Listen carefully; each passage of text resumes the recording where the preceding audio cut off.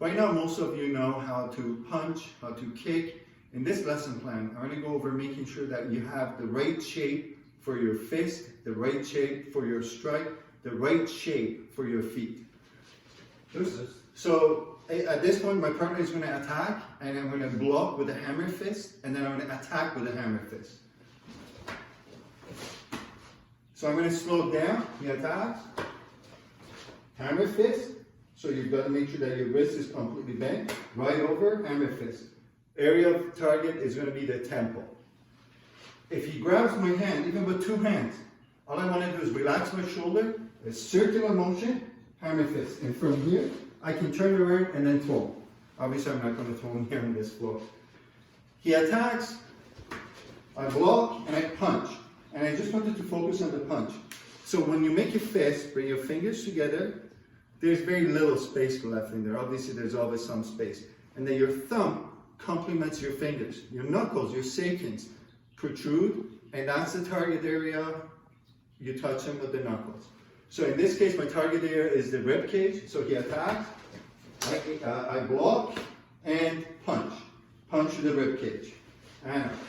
Or he attacks, let's say inside block, my wrist is not bent, anything like that. Proper inside block and punch. I can go back and now do a wrist lock and put them in submission and then punch. When I punch, again, my wrist is completely relaxed, punching with the knuckles.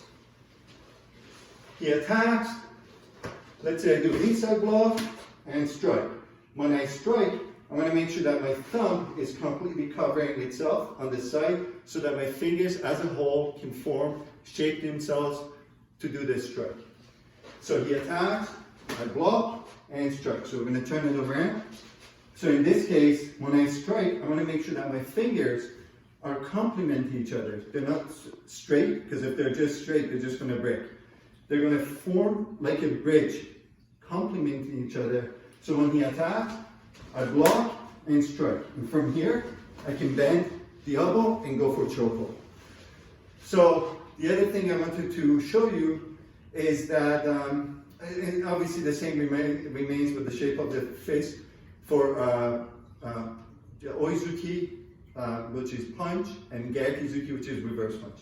Now he attacks, I do an inside block, I got too close, so I'm going to do short punch. With the short punch, unlike the hammer fist, I don't need to do this.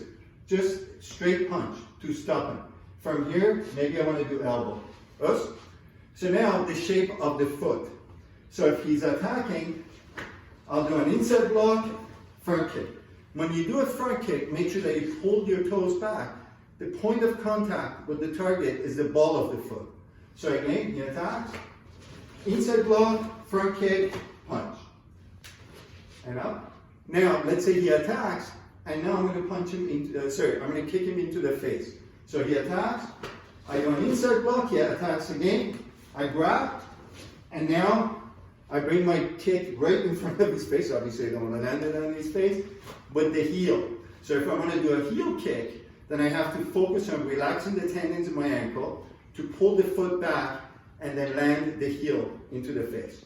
So now if I want to do Rantas kick, I'm going to ask my partner to go on this side.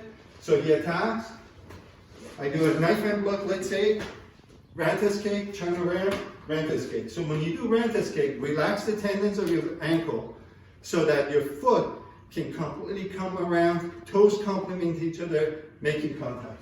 So I'll have him go on that side. He attacks. And that's how you do Rantas kick. I just wanted to do a couple of them so that you can see that.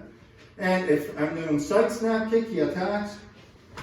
I intercept, grab, side snap kick, and back. I'll do it fast.